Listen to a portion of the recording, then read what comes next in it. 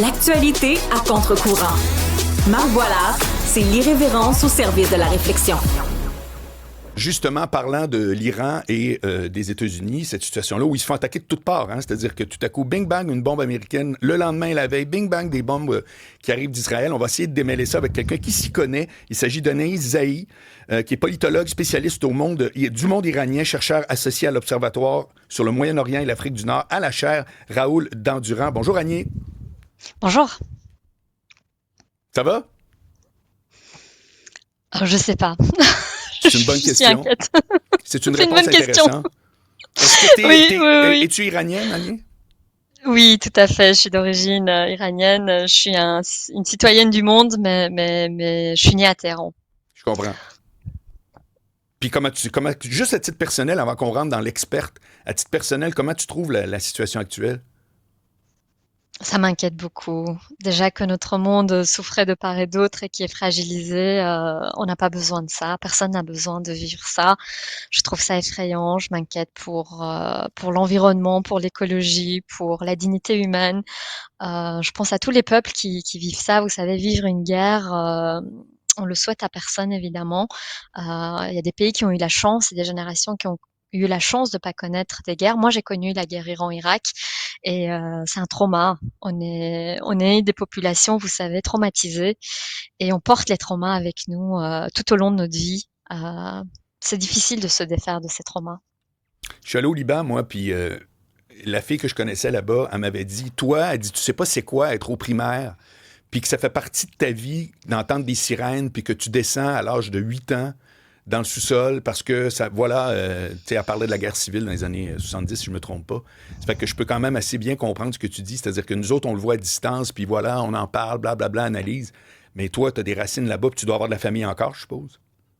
Oui, absolument. Mais tant mieux. Moi, je souhaite à tout le monde de pas vivre ça, hein. Ouais, C'est ouais, une chance, c'est un ouais, luxe de, ouais. de vivre dans un pays pacifique. On a la chance au Québec de vivre dans une société pacifiée. Et tant mieux. C'est ce que moi je souhaite à toutes les générations. Oui, moi j'ai de la famille principalement à Téhéran. Ils ont quitté dès entre vendredi et samedi dans le nord. Certaines personnes se sont sécurisées, d'autres sont restées. Par la plus grande des surprises, ont décidé de rester à Téhéran.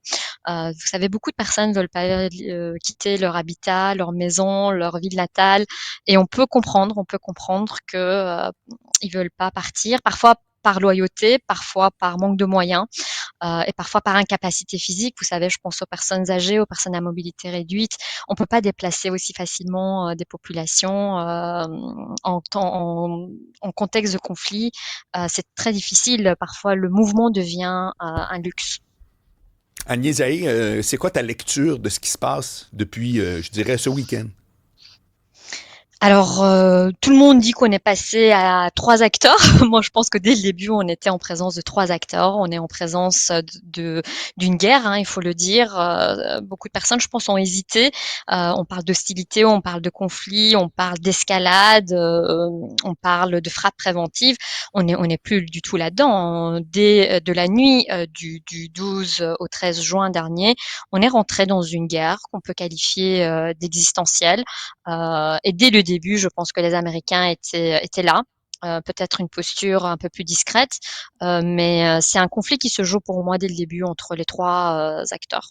Mais tu dis que c'est une guerre, pourtant, et les Américains, et encore ce matin, je voyais sur un extrait que j'écoutais de la radio en France, qui était sur RTL, je pense, ou LCI, les deux gouvernements disent « on n'est pas en guerre ». Tu veux dire Oui, que c'est c'est de la ça qui rhétorique diplomatique, c'est ça?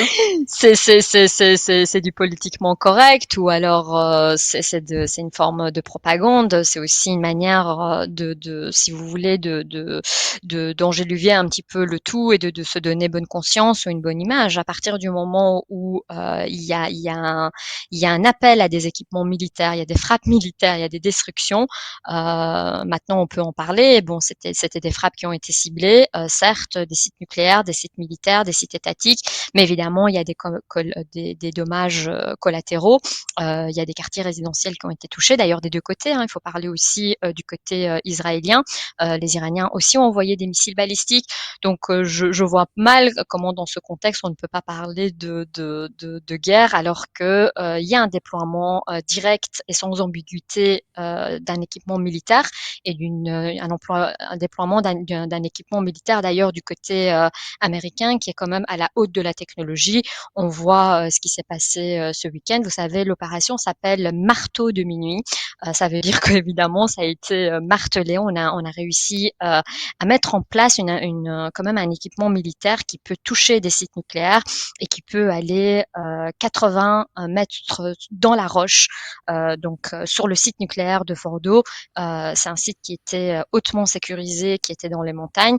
Donc à partir du moment où vous avez recours à ce type d'équipement, on ne parle pas de guerre. Moi, j'ai du mal Ouais, je te suis. à comprendre. Dis donc une chose, Parce que ouais.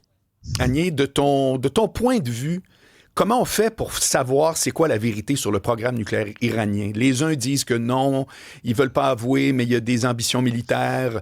Le gouvernement iranien dit ouvertement depuis à peu près toujours, d'ailleurs. Non, non, encore ce matin, c'était l'ambassadeur de France que j'écoutais, qui était à LCI, puis qui disait, nous autres, on est sous la supervision de l'entité qui s'occupe du nucléaire à travers le monde, on est surveillé, etc. À ton point de vue, comment on fait pour savoir la vérité sur qu'est-ce qui se concocte avec le nucléaire en Iran?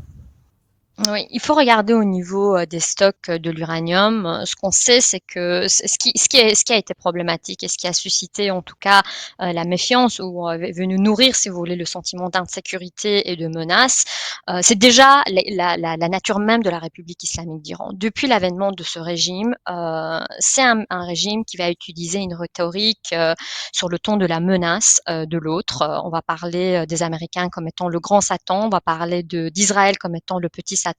On va toujours, et en tout cas, ce régime a toujours pointé du doigt les ennemis qu'il qualifie des ennemis extérieurs. Et donc, on a entendu des discours vraiment très provocateurs. On va rayer Israël de la carte. La question juive et la question d'Israël, la création d'État d'Israël, ça n'a pas lieu d'être dans la région du Moyen-Orient. Il n'y a jamais eu de reconnaissance de la République islamique d'Iran, de l'État d'Israël. Donc, si vous voulez, de crescendo et au fur et à mesure du temps, ces relations si vous voulez, il y a pas de relation déjà, et il n'y a pas non plus de voie de la diplomatie, il n'y a pas eu de dialogue, mais on est vraiment dans une confrontation, si vous voulez, de menaces et de méfiance, d'ailleurs qui est réciproque et mutuelle. Revenons au stock d'uranium. Ce qui a encore plus déclenché, en fait, qui est venu nourrir, si vous voulez, davantage ce sentiment d'insécurité, c'est de dire, du côté des Iraniens, le stock d'uranium enrichi iranien, qui est donc indispensable pour la fabrication d'une bombe nucléaire, sont aujourd'hui 30 fois supérieurs au seuil autorisé par l'accord de 2015. En 2015, il y avait eu cet fameux accord sur le nucléaire qu'on avait qualifié à l'époque d'historique, qui est complètement tombé à l'eau. Ça a été amené par l'administration Obama, qui a été totalement rejeté par Donald Trump par la suite. Et donc, si vous voulez, on peut se poser des questions. Évidemment que l'Iran, la République islamique d'Iran, je devrais dire pour être précis, comme beaucoup de pays du Moyen-Orient et même beaucoup de pays dans le monde, il y a une course à l'armement. On est dans des ambitions nucléaires de part et d'autre. Et c'est ça qui est problématique, parce que si vous voulez, ce jeu est complètement à somme nulle. C'est-à-dire que plus vous voulez augmenter votre sécurité et vous voulez mettre en place des moyens pour augmenter votre capacité militaire nucléaire de défense, plus vous allez susciter le sentiment d'insécurité de l'autre. Et donc, dans ce sens-là, on peut parler de jeu à somme nulle. Et c'est vrai que l'Iran a un savoir, a des physiciens, a une communauté de scientifiques qui travaillent depuis des années sur le pouvoir nucléaire, qui au départ ont justifié cette existence en disant c'est pour des utilisations à des fins civiles. Mais évidemment, ça inquiète, et ça inquiète depuis un certain nombre d'années. Vous savez, cette question sur le nucléaire, ça fait plus de 15 ans. Pour arriver à l'accord de 2015, on a mis 12 ans pour arriver à un accord. Donc, vous voyez, c'est quelque chose qui s'inscrit sur le temps et au fur et à mesure du temps qui écoule, les sentiments de menace, d'insécurité a augmenté graduellement pour arriver aujourd'hui à son paroxysme qui aujourd'hui qui montre aussi malheureusement l'échec de la diplomatie parce que quand on parle de dialogue, de paix, de diplomatie, il aurait fallu faire ça avant pour éviter d'arriver justement à un conflit armé. On peut pas faire un conflit armé et puis venir de dire voilà, maintenant on va se mettre autour de la table des négociations. Et puis sur cette question-là, moi je pense qu'il y a une responsabilité partagée. Évidemment que la République islamique d'Iran est responsable parce qu'ils ont eu un ton très menaçant. Toute la communauté internationale a aussi sa responsabilité parce que les Européens sont toujours restés très prudents. Les Américains viennent avec un ton très de domination et d'imposition. Israël veut absolument se protéger, mais à tous les prix. Et on peut se poser la question aujourd'hui, quel est le prix à payer de cette guerre au nom de la paix? On fait une guerre. Moi, je trouve encore une fois qu'on est un peu dans beaucoup de contradictions. Et Agnès Haïg, c'est quoi ton pronostic? Personnellement, comme analyste de ça, d'après toi, les jours, semaines et mois qui s'en viennent, qu'est-ce qu'on va voir comme changement?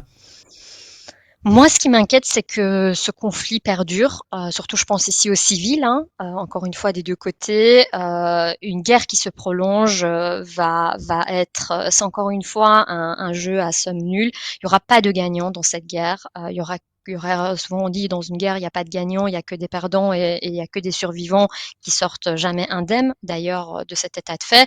Ce qui m'inquiète le plus, c'est l'effet boule de neige. C'est-à-dire que là, l'Iran a déclaré qu'ils allaient attaquer des bases militaires américaines dans la région, que eux qualifient de vulnérables. Ils parlent quand même de 40 à 50 militaires dans la région du Moyen-Orient.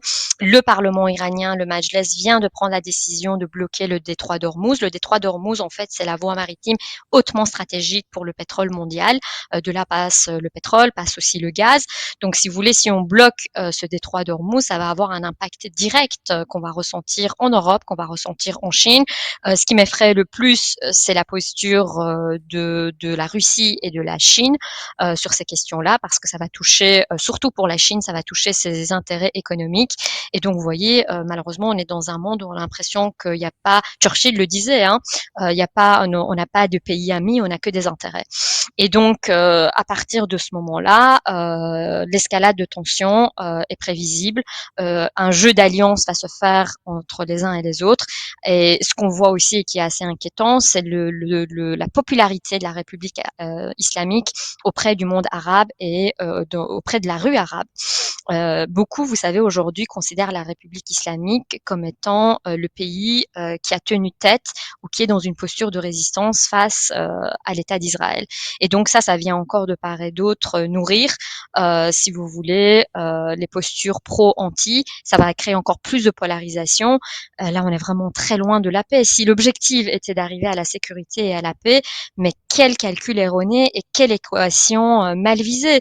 Parce que, vous voyez, en bombardant, j'ai du mal à croire qu'on peut, si vous voulez, en fait, c'est à la fois une guerre imposée et à la fois une paix imposée. D'ailleurs, Monsieur Netanyahou disait, c'est par la force qu'on va imposer la paix, mais on sait que la force ne fait pas le droit.